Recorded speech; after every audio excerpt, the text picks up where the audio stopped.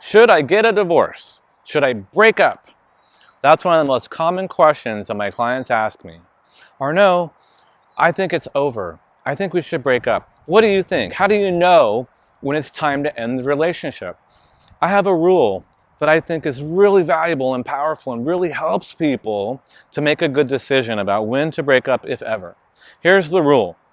Do not leave the person that you love because you're upset. First, erase all of your negative emotions. Erase all of the upsets in a permanent way until there's nothing left that they do that upsets you. Then you're going to make a much, much better decision. People don't make good decisions when they're upset. The upset, the anger, the fear, the sadness is coloring everything. It's shrouding their vision. You can't see clearly when you're pissed off. But if you're not pissed off anymore because you've literally erased the anger from inside of yourself, then when you observe their behavior, you'll be neutral. You won't be triggered by them.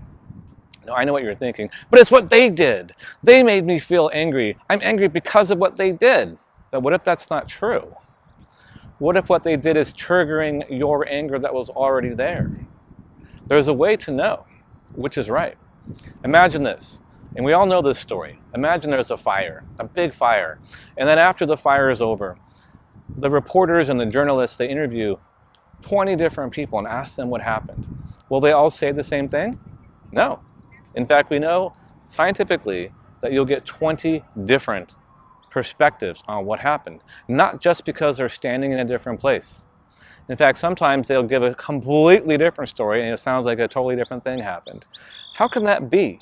It's because every single person is viewing life through their own belief systems, through their own filters. And you can imagine that some of them felt very afraid. Some of them felt very angry. Some of them felt sad because of the fire.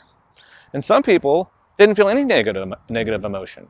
They might have been the ones who responded because they weren't stuck because of their old button that got triggered and turned on. Well, it's the same thing in your love life. Should you divorce someone or break up with someone because they're pushing your buttons? That doesn't make sense, does it? It's better to delete the buttons. Wait a minute, is that even possible? People don't think it is, but it is.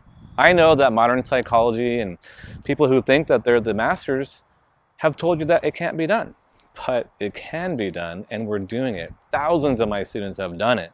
We have a university study to prove that 100% of the people who take my training and learn the 7 steps to reprogramming yourself erase negative emotions permanently, and they can do it on their own after the training.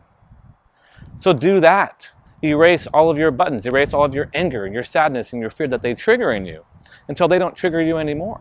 They're not even going to look the same. Their behavior is going to occur very differently to you. You'll be like the person who has the neutrality and therefore the strength to run into the fire and deal with the problems powerfully instead of letting the problems deal with you. That's the rule. Clear your own stuff first before you end the relationship. Now there is one exception, and that is if the person is harming you, if they're abusing you, whether verbally or physically. Verbal abuse can be much worse than physical abuse. People die from verbal abuse. Oh yes, they do.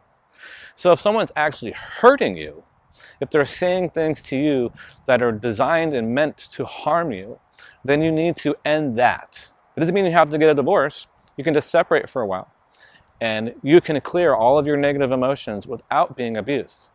And once you've cleared everything, and I mean everything, using all 4 major tools of transformation, not just the 7 steps, then you can revisit the situation and see if the abuse is gone. Because I've seen that before, where the abuse disappears when all the negative emotions are gone. You can see how that could be true. So you need to stop the abuse, and then you got to work on yourself. And here's the thing. If you don't work on yourself, guess what? You're going to attract a similar situation, aren't you? You know those people. Maybe you are one of those people. You keep dating the same kind of alcoholic or abusive person or cheater or liar or emotionally unavailable person or person who's afraid to commit. I'm not saying men or women because everyone has these issues, male or female. It doesn't matter if you're divinely masculine or divinely feminine. People have these issues. And we tend to attract people over and over again with the same issues. Why? Because they're mirroring our own issues. When we change our own self, then finally do we start to attract something different. So it makes a lot of sense to follow the rule of erasing your own stuff first before you change the relationship.